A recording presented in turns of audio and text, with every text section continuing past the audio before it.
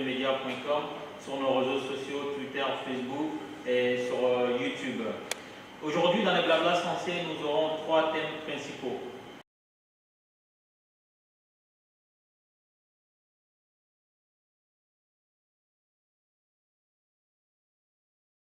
Donc nous aurons Moussa Baguette-Doumbia qui n'est plus à présenter, Tapa Conté également et Erika Deschamps. Donc la mise en examen de Christine Lagarde, quelle incidence sur les rapports du FMI avec les Africains? Il faut situer un peu les choses pour comprendre l'environnement dans lequel vit Christine Lagarde. Donc depuis le 5 juin 2011, Christine Lagarde est la directrice du Fonds monétaire international. Elle a succédé à un autre Français non moins célèbre, Dominique Strauss-Kahn, qui a dû quitter ses fonctions pour des raisons de mœurs dans l'affaire dite Nafissatou Diallo. Donc Christine Lagarde est mise en examen pour son rôle dans l'arbitrage qui a vu Bernard Tapie empocher la rondelette somme de 400 millions d'euros dans la vente d'Adidas au Crédit Lyonnais. Qu'est-ce qu'une mise en examen? Parce qu'il faut bien l'expliquer aux gens, on l'entend tous les jours à la télé, il faut savoir ce que c'est. En France, la mise en examen, c'est un terme juridique remplaçant l'inculpation depuis 1993. Elle est de la compétence exclusive du juge d'instruction. Elle vise la personne contre laquelle il existe des indices graves ou concordants rendant vraisemblable qu'elle ait pu participer comme auteur ou complice à la commission d'une infraction. C'est l'article 80 du Code de procédure pénale qui le dit. Si tel n'est pas le cas, une personne peut être placée sous statut de témoin assisté. Donc les relations entre le FMI et les États africains sont semblables à celles d'un gamin et de son éducateur ou de son tuteur. À titre d'exemple, on peut citer le cas récent en mai 2014 des marchés financiers qui englobe tous les pays du monde entier. Donc les marchés financiers sont un lieu virtuel pour les entreprises et les États pour emprunter et ainsi faire accroître le pouvoir financier. À titre d'exemple, en 2001, juste après les attentats du 11 septembre, les Saoudiens détenaient 12% de la valeur des émissions obligataires souveraines des États-Unis. La source vient du livre La face cachée du 11 septembre que j'ai eu la chance de lire. Ce qui représente quand même des sommes colossales entre les mains d'un seul pays. En mai 2014, Lagarde trouvait que les États africains avaient un goût immodéré pour les emprunts souverains qui pourraient accroître leurs dettes et comme ils ne sont pas souverains, ces pays africains, en matière de dette, ils étaient obligés de mettre en berne leur velléité d'emprunt, donc d'oublier les investissements prévus à cet effet. Il faut rappeler que lorsqu'on fait appel aux capitaux issus du marché financier, en général, il y a des raisons d'investissement derrière. Donc quand le FMI s'interpose entre les États africains et le marché financier pour leur dire que vous empruntez trop, ça pourrait augmenter vos taux d'intérêt, ça pourrait mettre en difficulté le niveau de vos dettes, ils sont obligés de se plier. Donc, pour rappeler tout simplement qu'il y a une relation de gamin à éducateur ou de gamin à parent entre les États africains et le FMI. En 2013, les États africains ont levé l'équivalent de 11 milliards de dollars sur les marchés obligataires contre 6 milliards de dollars en 2012. En 2000, les États africains n'avaient levé qu'une maigre enveloppe de 1 milliard de dollars sur les marchés financiers internationaux. La dirigeante du FMI, d'autre part, fait remarquer que les investisseurs commençaient à exiger des taux d'intérêt plus élevés pour détenir des titres de dette de certains pays africains, signe que le marché est devenu de plus en plus prudent quant à la hausse des déficits budgétaires en Afrique. La Zambie, par exemple, a vu le coupon de son emprunt obligataire grimper de 5,6% en 2012 à 8,6% en début du mois d'avril 2014. Source politicomag.com. Donc, chers chroniqueurs, on va commencer par Moussa Baguette-Doumbia. Cette mise en examen de Christine Lagarde, est-ce que ça a eu une incidence sur la politique du Fonds monétaire international envers les pays du Sud et plus particulièrement les pays d'Afrique? D'abord, je pense que c'est vraiment une opportunité de pouvoir parler de fond en comble des relations qui peuvent avoir qui puissent exister entre les États africains et le FMI. Aussi de voir un peu justement cette histoire de Christine Lagarde. Il faut savoir quand même que c'est parti de l'affaire Tapie. L'affaire Tapie qui est partie d'une histoire entre Bernard Tapie et la banque LCL, ce qui avait justement permis à Bernard Tapie de récupérer 405 millions d'euros payés par la population française. Donc maintenant, le rôle qu'a joué Christine Lagarde, c'est qu'à l'époque, elle était ministre de l'économie française. Donc ça l'a permis justement de constituer, si vous voulez, l'équipe de négociations, parce que l'affaire n'a pas été traitée au tribunal. Ça a été fait une première fois, mais Bernard Tapie avait été débouté. Donc après, bon, on lui a donné 405 millions de francs CFA, excusez-moi, d'euros. Donc on sait très bien ce qui s'est passé par la suite. Et maintenant, Christine Lagarde, elle est accusée de négligence. On a dit, bon, vous n'avez pas été vigilante, vous n'avez pas pris en compte tout ce qu'il fallait pour traiter cette affaire-là.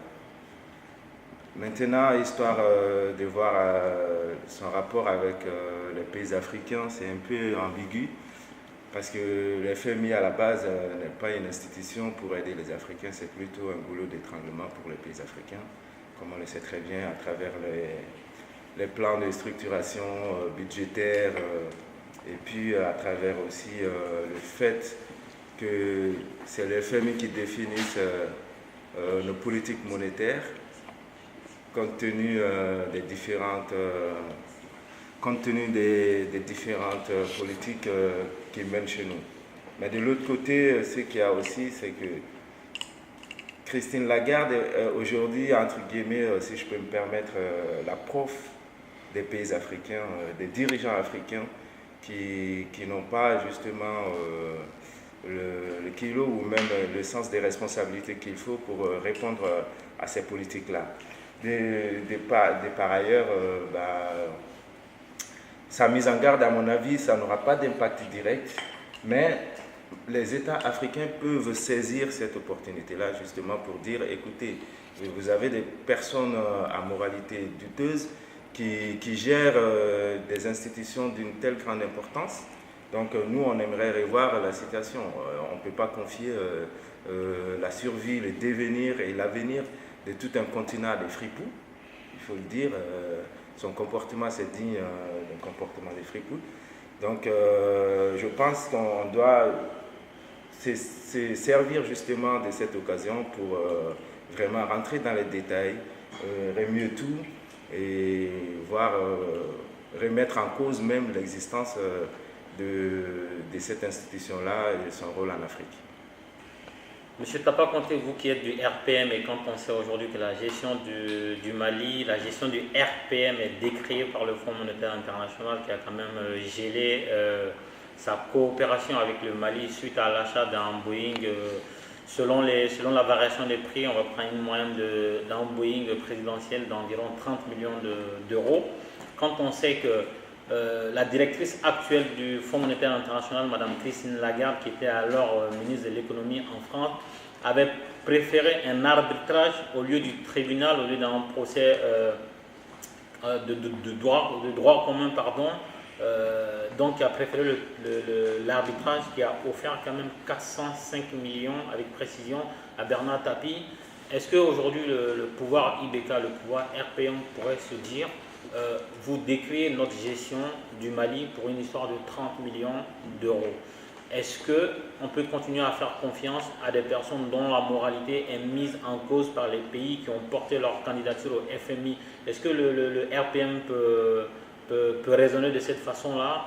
Est-ce qu'il y a une mise en cause des rapports entre les États africains en général et le Mali en particulier avec cette institution aujourd'hui? Tu n'as pas compté? D'abord, Ibeka n'est pas seulement le président du RPM, il est le président de la République du Mali. À ce titre, je pense que très souvent, ces institutions s'érigent en donneurs de leçons. Il y a un proverbe de chez nous qui dit « quand on a le pantalon trouillé, on évite de monter sur un arbre ». On risque d'exposer, voilà, vous connaissez la suite, si je ne vais pas le dire. Voilà, maintenant... je crois que effectivement c'est surtout la population africaine qui doit avoir conscience que ceux qui nous donnent des leçons à longueur de la journée ne sont pas forcément des modèles à suivre. Maintenant, quant aux relations entre l'Afrique et l'incidence qu'il peut y avoir dans les relations entre l'Afrique et la FMI, malheureusement, je peux dire hélas que ça n'aura pas d'incidence parce que cette structure n'est pas une structure démocratique.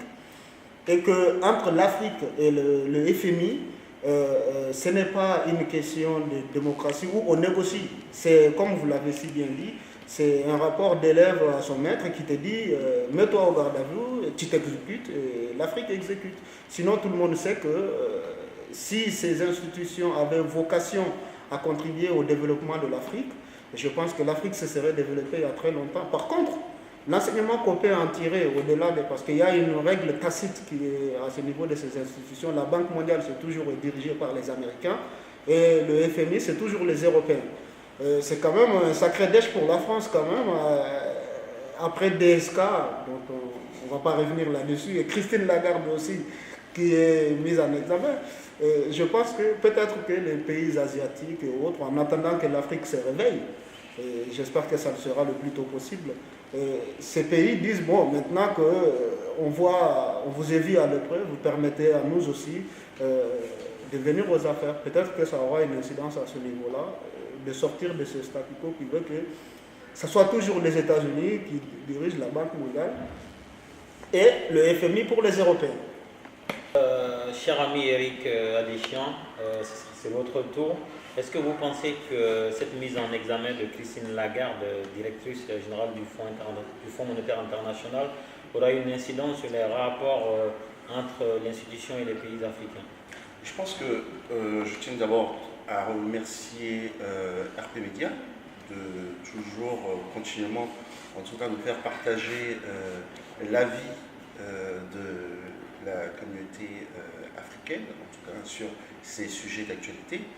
Je profite de l'occasion également pour saluer les spectateurs de RP Média qui nous suivent sur les réseaux sociaux, sur les sites internet et tout. Grâce à vous, on vous permet non seulement de pouvoir partager nos idées, mais de pouvoir aussi susciter en tout cas d'autres réflexions par rapport aux questions d'actualité. Pour revenir à notre thématique d'aujourd'hui en ce qui concerne la mise en examen de Christine Lagarde, je pense qu'il faut dissocier deux choses. La première, c'est la mise en examen, qui est une procédure, on va dire, judiciaire, qui concerne une ancienne ministre de l'économie, notamment en France, et aujourd'hui, il lui est reproché une certaine négligence.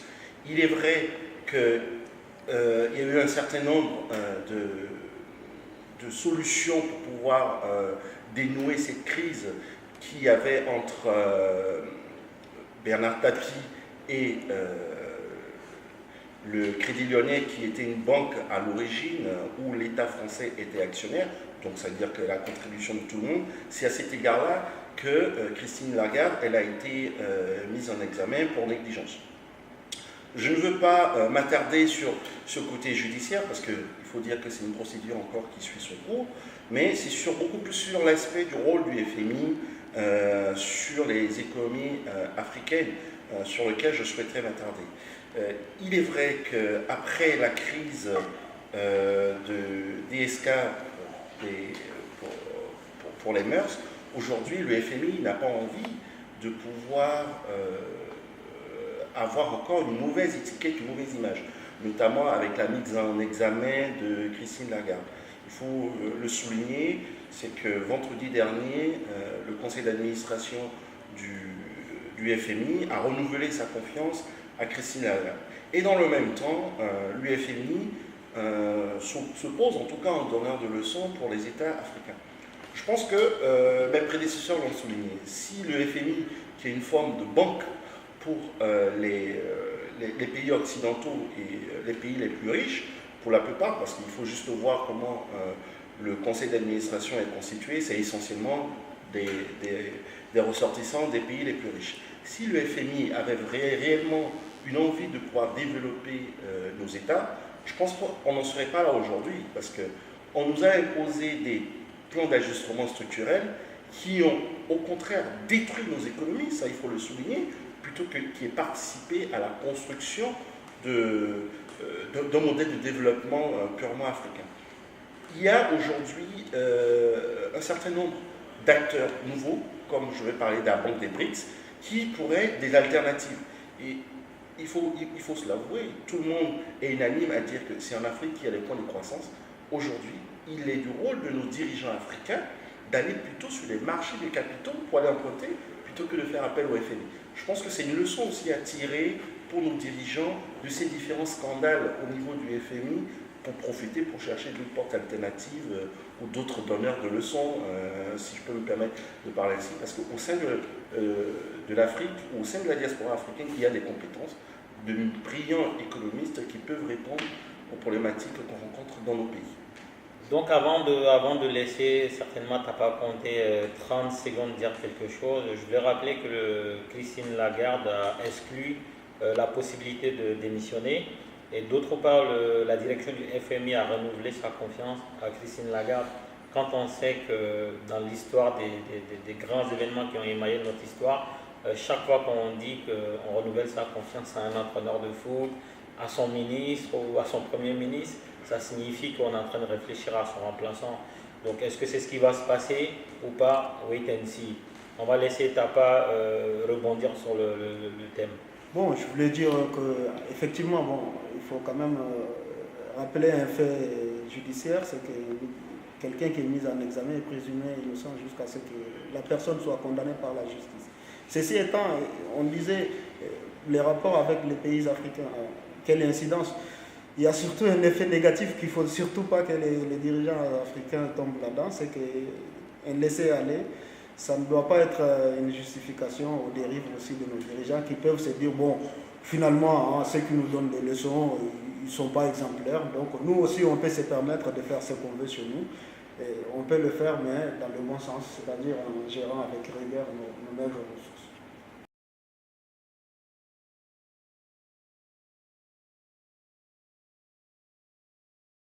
Qui nous permet de passer au deuxième thème des blabla sensés, le nouveau gouvernement Valls qui est gagnant. Donc suite aux prises de position d'Arnaud Montebourg au sujet de l'austérité économique et de l'alignement quasi systématique de la France sur l'Allemagne, François Hollande a été obligé de choisir entre son ministre de l'économie et son premier ministre Manuel Valls. Il aurait été plus simple de demander la démission de Arnaud Montebourg, mais le gouvernement a démissionné, puis le Premier ministre Manuel Valls a composé un nouveau gouvernement sans le fondeur Arnaud Montebourg. Tout ceci n'est pas un jeu à somme nulle. Il y a forcément un gagnant et un perdant. Nous sommes là pour en parler. Eric, à ton avis, est-ce qu'il y a un gagnant dans cette démission et ce nouveau gouvernement ou c'est pas grave, on reprend les mêmes et on continue? Il faut dire que dans ce schéma, il y a forcément des gagnants et des perdants. Je vais me positionner peut-être à l'encontre d'un certain nombre de journalistes français qui ont dit que c'est plutôt le Premier ministre Valls qui a été le gagnant de cette partie-là. Je pense qu'il a été même, à mon sens, plus perdant que gagnant. Je m'explique, parce qu'aujourd'hui, de la polémique sur la critique de l'austérité, il y a un certain nombre de chiffres statistiques qui parlent en soi. Il faut dire qu'il y a un fort taux de chômage, qui est assez encore important, qui s'accroît de mois en mois, alors que le président de la République, François Hollande, nous avait promis, en tout cas en début d'année, une inflexion de ce chiffre de chômage. Au-delà de ces statistiques, il faut aussi dire qu'il y a au niveau de la gauche, au niveau du Parti socialiste, il y a ce qu'on appelle les frondeurs, dont Arnaud Montebourg est, je pense, un certain porte-parole aujourd'hui affiché et qui a entraîné en tout cas, ses choix, ses prises de position à l'encontre du gouvernement, qui a entraîné un certain nombre d'autres ministres, comme Benoît Hamon, comme l'ancienne ministre Philippe Petit. Il faut dire que ça ne va pas. Ça ne va pas en France en ce moment, et il est important d'apporter des réponses. Des réponses, mais qui aujourd'hui tardent. Donc, ces ministres qui, aujourd'hui, plutôt que de demander leur démission, c'était une démission collective pour montrer au peuple. Je pense que c'était plus dans un stratège politique que dans un gouvernement qui va apporter vraiment du changement aux problématiques des Français en ce moment. Et au-delà, je pense que c'est aussi l'occasion de signaler que face à tout ce qui se passe en ce qui concerne les grands partis de France, je veux parler du Parti socialiste, de l'UMP, du Front National aujourd'hui, ça a été plus à l'avantage aujourd'hui du Front National, ce qui se passe aujourd'hui. Donc, du coup, penser que c'est le gouvernement, c'est Valls, Le Premier ministre français qui a tiré son épingle du jeu de ce remaniement ministériel, c'est vraiment se tromper, parce qu'aujourd'hui, si on doit dissoudre l'Assemblée et organiser des élections législatives anticipées, je pense qu'il y aura un raz-de-marée au niveau de la gauche en ce moment à l'Assemblée, et il est fort probable qu'ils perdent la majorité. Très bien. T'as pas compté, est-ce que... Bon, je pense que tout dépend du timing, de là où on se situe dans le temps. À l'immédiat, sur le court terme, on peut toujours dire que quelque part, parce que c'était une mise en scène politique, qu'est-ce qu'on fait? Il n'avait pas besoin de faire démissionner tout son gouvernement, il aurait dû montrer la porte aux frondeurs. Mais non, pour montrer aux Français, voilà, j'ai été mis là pour faire preuve d'autorité, j'ai de l'autorité, je le démontre, c'est du spectacle, hein, sur le fond. Donc, à court terme, on peut dire que voilà, sa mise en scène est réussie, comme on entend dans tous les médias français qui disent ouais, qu'il a de l'autorité, il l'a prouvé, mais le problème n'est pas là, c'est qu'il a intérêt, surtout intérêt à ce que la politique qu'il est en train de mener puisse aboutir sur le long terme. Sinon, en tout cas, on peut reconnaître quelque chose quand même aux frondeurs, à Montebourg, Benoît Hamon et Aurélie Filippetti, c'est qu'on ne va pas les reprocher d'avoir des convictions. Je pense que Hollande n'a certainement pas été élu pour mettre en place une politique de social-libérale. Hein. Pour masquer cela, on dit social-démocratie, mais ce n'est pas vrai. La politique que Manuel Valls prône d'ailleurs, c'est la social-libérale. Hein. Et là, en politique, je pense que ça a un sens. Quand on est élu sur des engagements, on doit faire autant soit peu, même s'il y a la réalité de la confrontation avec le pouvoir qui peut parfois faire changer certaines choses, mais on ne doit pas se dévier de sa ligne directrice.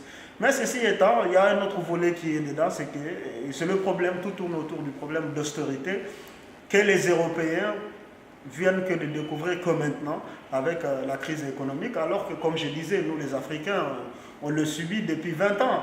Ça fait 20 ans qu'on nous dit que nos médecins sont trop payés, qu'il y a trop d'enseignants à payer, hein, alors que la population accroît de plus en plus, il y a plus de jeunes, il y a moins d'enseignants, on dit qu'il ne faut pas les payer trop. D'ailleurs, ça crée des grèves intempestives chez nous, il n'y a pas de moyens.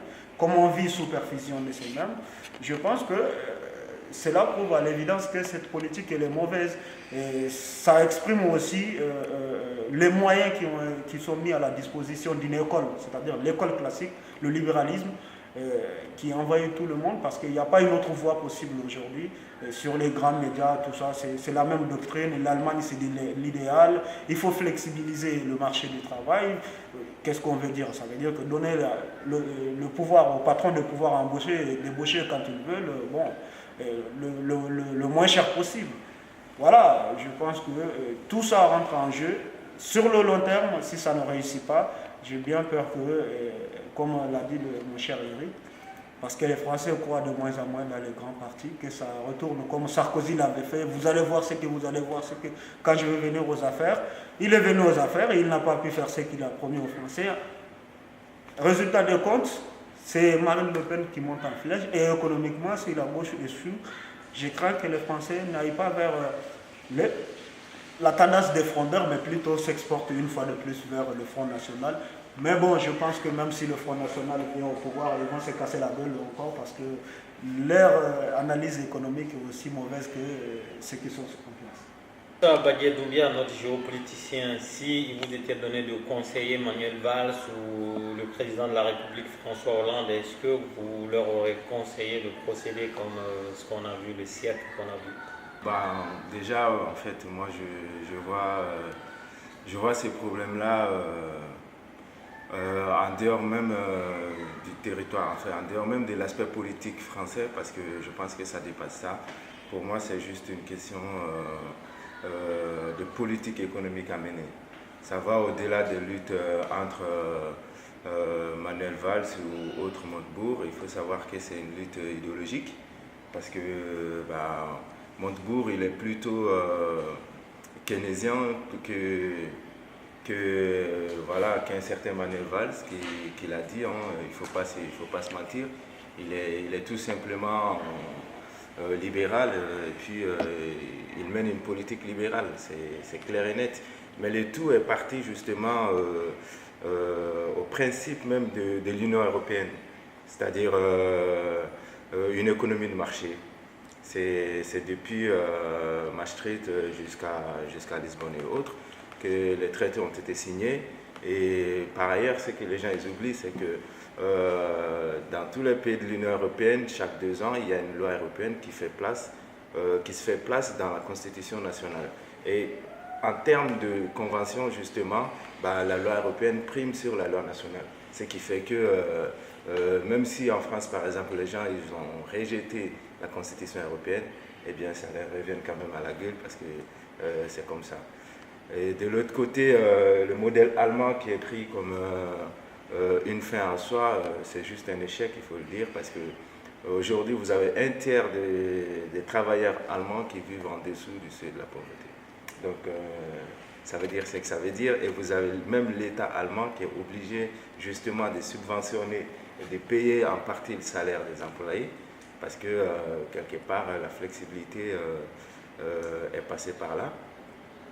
D'autre part, dire que la politique d'Emmanuel Valls consiste à dire oui, on va libéraliser le marché, ça va nous sortir de ces marasmes économiques, parce qu'on pense que justement que la croissance est très intéressante ou très très importante pour l'économie. Ça peut être le contraire, par exemple la croissance peut augmenter sans que la part du salaire des employés n'augmente. Donc du coup, si vous avez une masse salariale qui est très très inférieure au taux de croissance, par rapport au taux de croissance, ça ne va rien apporter. Du coup, c'est ce qu'on voit aujourd'hui. On tue les industries et sur le marché, on crée de croissance. Et de l'autre côté, il n'y a pas de travail parce qu'on n'a pas besoin de main-d'œuvre pour créer tous ces emplois-là ou pour répondre aux besoins de la société. Au-delà de cela, moi je dirais plutôt que les gagnants, c'est les libéralistes, c'est l'économie libérale qui s'en sort, encore une fois, qui arrive à imposer sa loi, parce qu'aujourd'hui, même dans les pays européens, il est interdit, par exemple, à la France de demander directement du prêt auprès de la Banque de France ou même de la Banque européenne. Il est obligé de passer par le marché qui pourtant s'alimente auprès de la Banque européenne. Donc il faut voir un peu le montage qui est autour, c'est-à-dire que vous avez la Banque européenne qui va faire des prêts à taux limite zéro au marché, et le marché va prêter à des pays à des taux faramineux du type, comme on a vu en 2011 et autres, pour l'Italie qui était partie jusqu'à 11% et autres. Donc ça explique vraiment l'idée de la politique qui est en cours, c'est de dire que on essaie de tout faire pour mettre de côté le peuple. L'économie aujourd'hui n'est pas pour la population, ce n'est pas pour le peuple, c'est juste pour les magnats du marché mondial, les magnats qui arrivent à créer de la richesse sans passer par le peuple, sans passer par ceux qui ont réellement besoin ou ceux qui constituent justement le noyau central de toute la société. Et en termes politiques, ce n'est même pas le Front National qui bénéficie, à mon avis, parce qu'on va dire oui, les gens vont voter pour le Front National, sauf que le Front National n'a pas de politique concrète et explicite justement de la situation, encore moins des moyens nécessaires pour faire face. Parce que le Front National, qu'est-ce qu'il prône? Le retour au franc. C'est très simple, on va retourner au franc. Tout simplement, le franc sera dévalué parce que le franc n'est pas aussi lourd que l'euro, donc il sera dévalué. Et la dette publique, on est à peu près à 90-96%. Ça va exploser à plus de 150%. Et comment ils vont faire pour justement compenser ces manques à gagner? Je pense qu'ils en sont conscients. Et aujourd'hui, ils jouent sur cette politique-là. Mais c'est clair et net qu'une fois au pouvoir, ils n'y arriveront pas. Encore une fois, à mon avis, je ne devrais peut-être pas le faire, mais moi je pense que je soutiendrais plutôt un Arnaud Montebourg qui est plutôt du côté keynésien, c'est-à-dire une politique non seulement par l'investissement, mais c'est plutôt par consommation plutôt que d'attendre la croissance qui n'est pas forcément synonyme de développement et donc synonyme d'accroissement salarial et autres. Donc voilà, c'est ce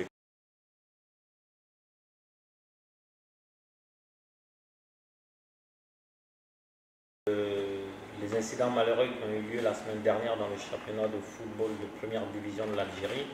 Et donc il y a eu le décès du footballeur africain d'origine camerounaise du nom de Albert Ebossé.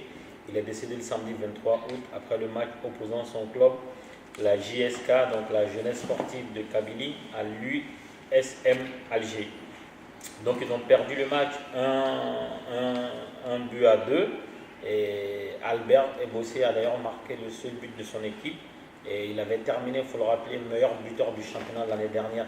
Donc ça remet encore en scène la question de la sécurité dans les stades africains et plus particulièrement dans la sécurité qu'il y a autour des joueurs africains dans ces stades-là.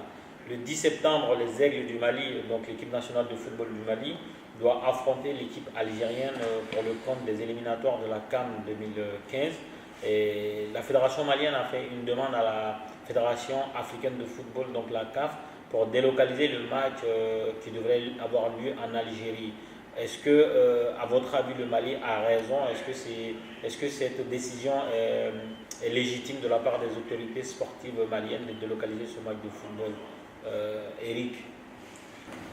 Je tiens d'abord à présenter mes vives condoléances à la famille de ce joueur camerounais Albert Ebossé qui, de par sa passion du football, y a laissé la vie. Et ça ravive aussi une certaine actualité, en tout cas sur la sécurité dans nos stades, parce que ça là, on est vraiment dans un cadre sportif et en plus qui devrait être encadré, et il y a eu un mort, mais on occulte aussi sur tout ce qui se passe sur les terrains amateurs, où parfois on voit souvent des scènes qui sont vraiment choquantes, où des arbitres se font taper, des joueurs se font caillasser par le public. Il faudrait que ça cesse réellement, parce que le football c'est une passion, tout d'abord, et après c'est vrai qu'il y a des enjeux qui peuvent être économiques, mais les extrémistes n'ont pas leur place dans les stades. Ça c'est mon premier commentaire.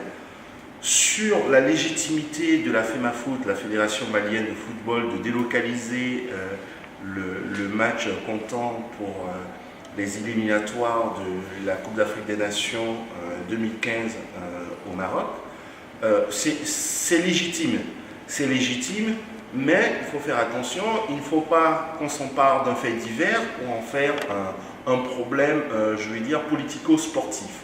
Parce qu'il faut le souligner, en 2012, lorsqu'il y avait eu la crise au Mali, la Fédération algérienne de football a également sollicité la délocalisation du match comptant pour les éliminatoires de la Coupe du Monde du Brésil. Elle devait affronter les Aigles du Mali. Ils ont demandé en tout cas la délocalisation de ce match comptant pour les éliminatoires de la Coupe du Monde. Ils ont demandé à ce que ce soit délocalisé au Burkina. Est-ce que c'est une réponse du berger à la bergère aujourd'hui pour la FEMAFOOT en disant que nous souhaitons que ce soit délocalisé dans un autre pays?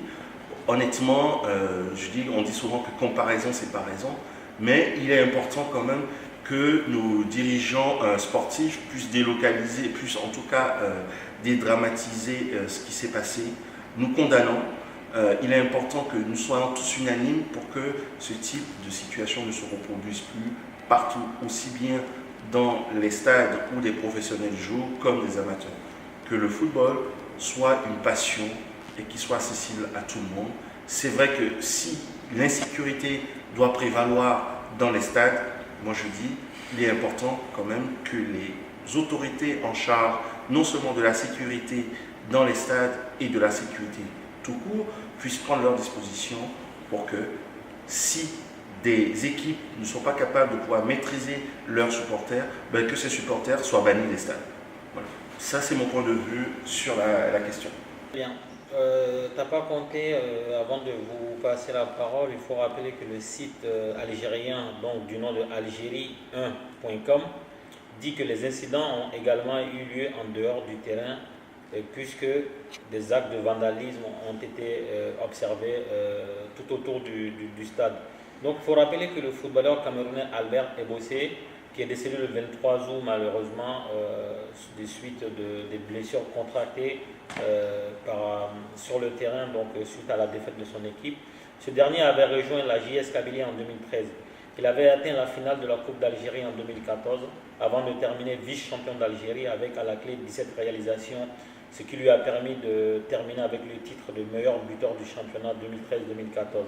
Foot Mercato aussi assure que les performances d'Albert Ebossé avaient suscité l'intérêt des clubs de Ligue 1 comme Nantes et Montpellier, et c'est pas rien.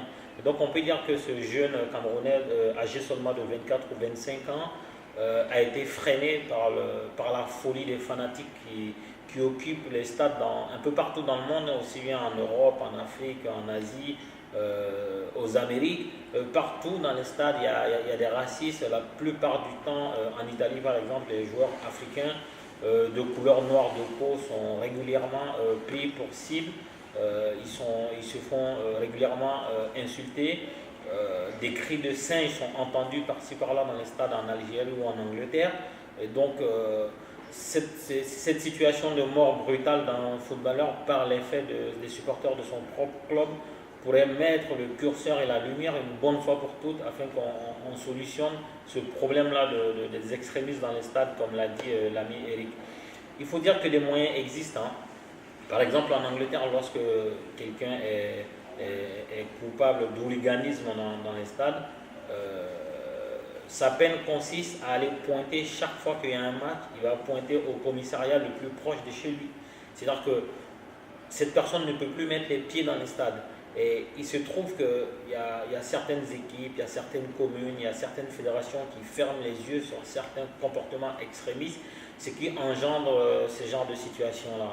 Tu n'as pas compté, est-ce que le Mali a raison de demander la délocalisation de son match qu'il oppose à l'Algérie en terrain neutre? Moi, je pense que dans cette affaire-là, il y a deux problèmes. Il y a d'abord la violence classique que nous connaissons qui intervient dans les stades, tant sur le plan professionnel que sur le plan des amateurs, qu'il faut dissocier du racisme sur le terrain.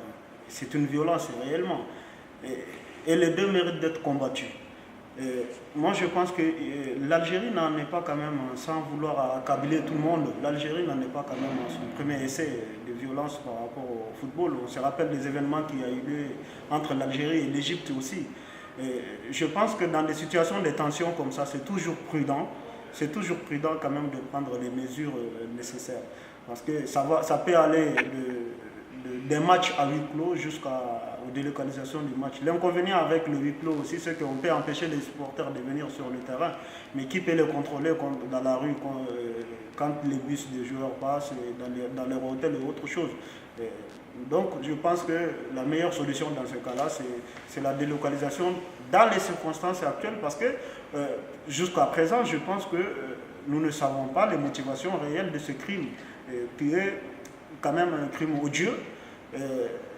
Quant au deuxième volet qui est le racisme, je pense que le racisme sur le terrain, on peut lutter contre. Mais je doute de la volonté de certains dirigeants, comme vous l'avez dit, et de certains dirigeants, des responsables, qui trouvent que ça fait partie de la violence classique, alors que c'est un fait qui est inadmissible. Et si d'ailleurs j'encourage le Mali, si leur démarche est motivée par le fait qu'il faut vraiment qu'il se fasse quelque chose contre le racisme dans les terrains, parce que je les encourage à aller jusqu'au bout d'ailleurs, si c'est pour lutter contre ça, parce que le racisme malheureusement, hélas, n'est pas seulement qu'en Europe, dans les stades, et nous savons qu'il y a une forte communauté de nos footballeurs qui commence par les pays maghrébins, mais le racisme anti-noir dans le Maghreb, il faut avoir le courage de le dire et de le dénoncer, c'est quelque chose d'extrême, et ça existe, c'est une réalité.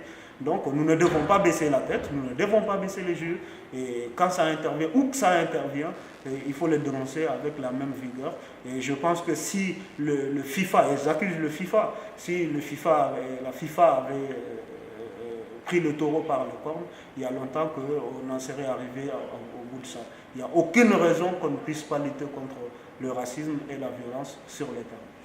Pour conclure sur ce dernier thème, Moussa Badiadoumbia va nous dire si la décision de la FEMAFOot de délocaliser ce match de football-là est bien fondée. Mais qu'à cela ne tienne, moi, la première des questions que je me suis posée dès que j'ai entendu parler de cet incident, c'était de me dire est-ce qu'il a été réellement tué sur le terrain, qu'est-ce qui s'est passé, parce qu'on n'a pas d'image, on n'a limite pas d'informations par rapport aux conditions réelles de ce qui est arrivé. On ne sait pas réellement si il a reçu des projectiles ou si, je ne sais pas, il a été poignardé. On nous dit qu'il a reçu des projectiles. Moi, j'ai aucune information. Je ne suis pas limite certain qu'on nous ait dit réellement ce qui s'est passé. Donc, pour moi, ça commence d'abord par ça. Et l'histoire de dire que la fédération malienne doit demander la délocalisation du match, est-ce que les conditions idoines pour assurer la sécurité des joueurs maliens sont vraiment présentes, ou est-ce que tout simplement on pense que une fois à Blita où les joueurs doivent affronter la FENEC d'Algérie, les conditions ne sont pas réunies pour assurer la sécurité de l'ensemble des équipes? Je ne sais pas trop, mais à mon avis, il faut quand même qu'on fasse très très attention à ne pas trop polémiquer, et puis à ne pas non plus exagérer les choses. Des incidents, ça arrive partout. J'espère bien que c'est juste un incident, que ce n'est pas lié à un fond des racismes ou des xénophobies.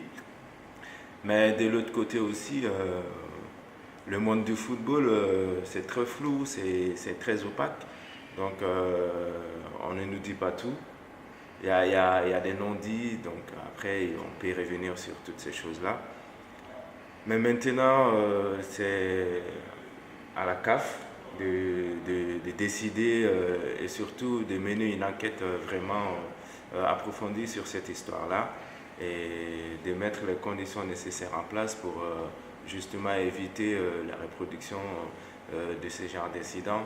Je profite de l'occasion également pour présenter mes condoléances aux proches et de la victime, parce que bon, c'est vraiment un drame de vivre une telle chose. Comme tu as dit, Elydia, il était en pleine ascension, c'est un jeune en devenir, et on l'a arraché à sa famille, à ses proches et aux amateurs de foot. C'est vraiment dommage. Il faut rappeler qu'Albert Ebossé venait d'être papa le même jour. Donc à sa famille durement meurtrie, au peuple camerounais, au monde du football, nous présentons toutes nos condoléances. Donc c'est la fin de ce blabla de ce dimanche. Je tiens à remercier mes chroniqueurs Moussa Badiadoumbia, Tapa Conté, Eric Adéchian, et aussi aux absents, nos chroniqueurs. Il y en a qui sont absents pour des raisons que nous n'allons pas énumérer, mais qu'ils sachent qu'on les attend pour dimanche prochain.